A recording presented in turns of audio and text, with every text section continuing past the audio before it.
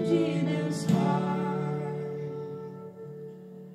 O Senhor esteja convosco. Ele está no meio de nós. Proclamação do Evangelho de Jesus Cristo, segundo Lucas. Glória a vós, Senhor. Naquele tempo, quando as multidões se reuniram em grande quantidade, Jesus começou a dizer: esta geração é uma geração má. Ela busca um sinal, mas nenhum sinal lhe será dado, a não ser o sinal de Jonas. Com efeito, assim como Jonas foi um sinal para os ninivitas, assim também será o Filho do Homem para esta geração. No dia do julgamento, a rainha do sul se levantará, juntamente com os homens desta geração, e os condenará, porque ela veio de uma terra distante para ouvir a sabedoria de Salomão. E aqui está quem é maior do que Salomão.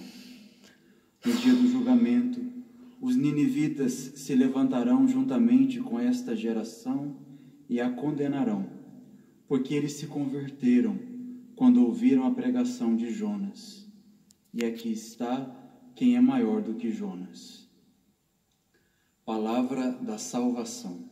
Glória a vós, Senhor.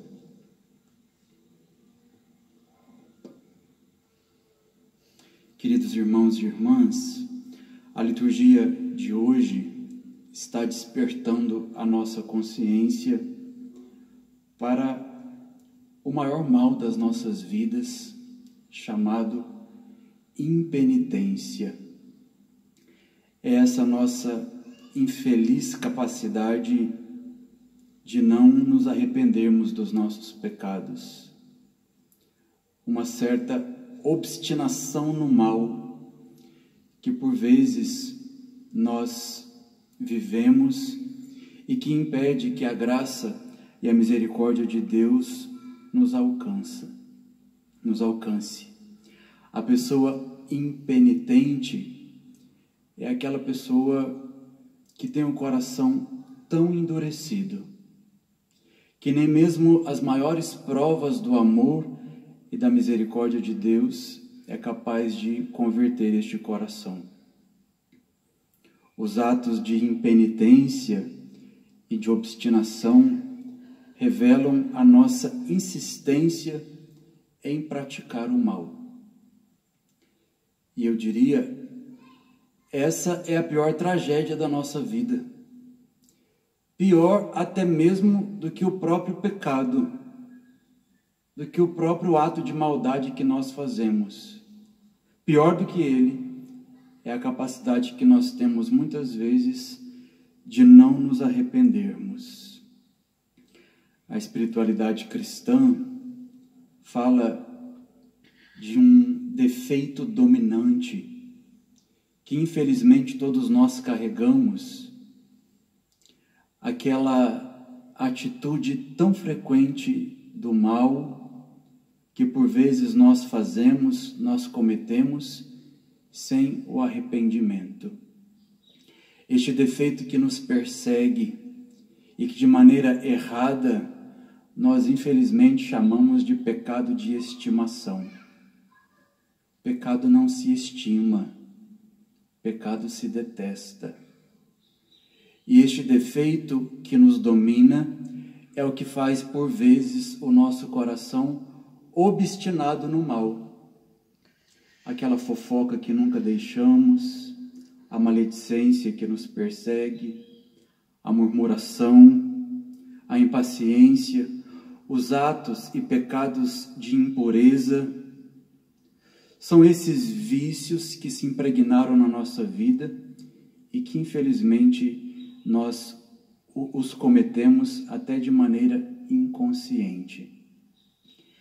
É esse o pecado que Jesus diz que não tem perdão, o pecado contra o Espírito Santo. E de fato, Deus só perdoa pecados se nós nos arrependemos deles. O pecado da não penitência, do não arrependimento, não dá espaço para a misericórdia de Deus. Às vezes as pessoas são muito iludidas com o discurso da misericórdia dizendo que no final Deus vai perdoar tudo. De fato, Deus é misericórdia e a imensidão deste santuário revela isso para nós. Mas Deus só perdoa os pecados arrependidos. Onde tem obstinação no mal, a misericórdia de Deus não nos alcança. É esse o pecado que não tem perdão, esse o pecado contra o Espírito Santo. E a Quaresma é para nós uma bela oportunidade de nos convertermos destas maldades impregnadas em nós, das quais, vergonhosamente, nós nem nos arrependemos mais.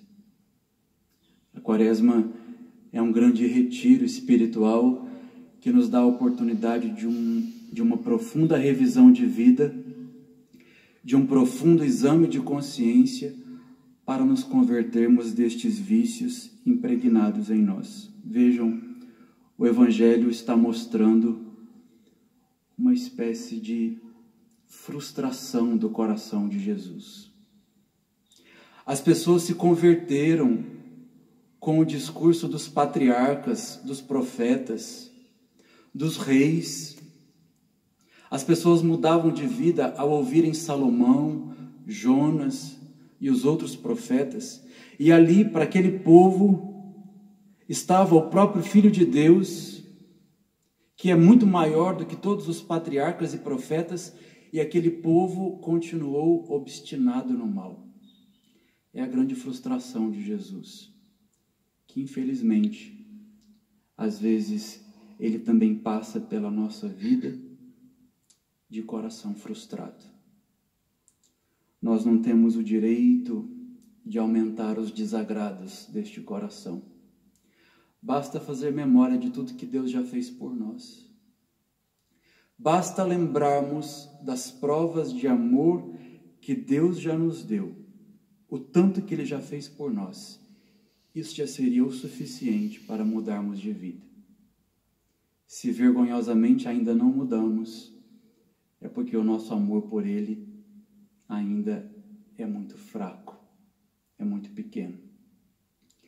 Nós sabemos que esta nossa geração, assim como aquela geração má que pedia um sinal, a nossa geração também é uma geração obstinada no mal.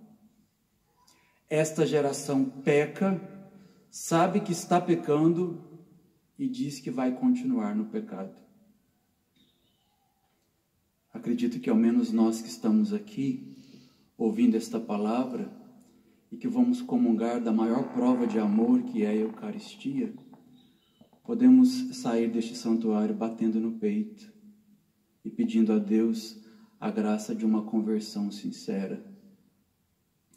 Que Deus encontre aqui neste santuário e também na sua casa corações que não acumulem mais desagrados e frustrações ao coração de Jesus.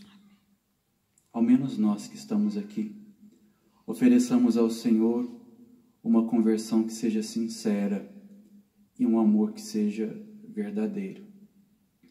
São Francisco de Assis, enquanto viveu neste mundo, chorava cantando e rezando que o amor não é amado. E tudo fez para reparar esse desamor que nosso Senhor vive por parte dos pecadores. Que Deus encontre no nosso coração essa mesma preocupação de São Francisco. O amor não é amado. E que no que depender do nosso coração, Jesus encontre pelo menos um pouco mais de correspondência e de gratidão a Ele. No fim das contas, meus irmãos, nós temos que reconhecer, também com muita tristeza, os nossos atos de pecado nada mais são do que um grande ato de ingratidão. Nós pecamos usando os mesmos dons que Deus nos deu: a boca, os olhos, as mãos, a inteligência, a vontade. Tudo que Deus nos deu, nós usamos contra Ele. Isso é uma terrível ingratidão. Que Deus nos converta e nos livre da obstinação, da não penitência, e que Ele encontre no nosso coração, no dia de hoje, um pouco mais de consolo, um pouco mais de refrigério, a partir da sinceridade da nossa conversão.